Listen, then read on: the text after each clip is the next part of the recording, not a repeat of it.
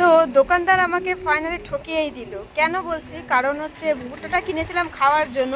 কিন্তু ভুট্টাটা যখন নিলাম তখন তো মানে আমি খেতেই পাচ্ছি না। দাঁত ব্যথা হয়ে যাচ্ছে খেতে, খেতে। তারপরে একটা কাজ করলাম, ভুট্টাটাকে ভালো করে জল দিয়ে সেদ্ধ করে নিলাম। আর তারপর এখানে একটু বাটার, একটু তেল দিয়ে ভালো করে একটু পেঁয়াজ, একটু কাঁচা লঙ্কা দিলে ভালো হতো, কিন্তু কাঁচা লঙ্কা ছিল না যার জন্য দিইনি। পেঁয়াজ দিয়ে তারপর নেড়ে চেড়ে নিয়ে হালকা একটু অল্প করে চিলি ফ্লেক্স দিয়ে তারপর ওই যে সেদ্ধ করার যে ভুট্টাটা ছিল ওটাই এর মধ্যে দিয়ে দিয়েছিলাম। তারপর দিয়ে দিয়েছিলাম একটু জল। আর হ্যাঁ, তারপর দুটো ম্যাগি।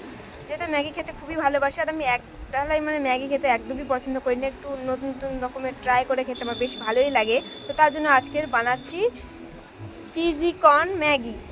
তো সেই জন্য আর কি নিয়ে এসেছিলাম, আর ছোটো ম্যাগি মশলা ওটা দিয়ে দিয়েছি। আর সাথে চিজ ছাড়া তো একদম অসম্পূর্ণ চিজি ম্যাগি। তারপর দিয়ে দিলাম একটু চিজটা আমি একটু অল্পই দিয়েছি, না চিজটা চাইলে আরও বেশিও দেওয়া যায়, আরও সুন্দর লাগে খেতে। ভিডিওটা কেমন লাগলো অবশ্যই জানিয়ে। দেখা হচ্ছে পরের একটা ব্লগে, তাতে করার জন্য টাটা।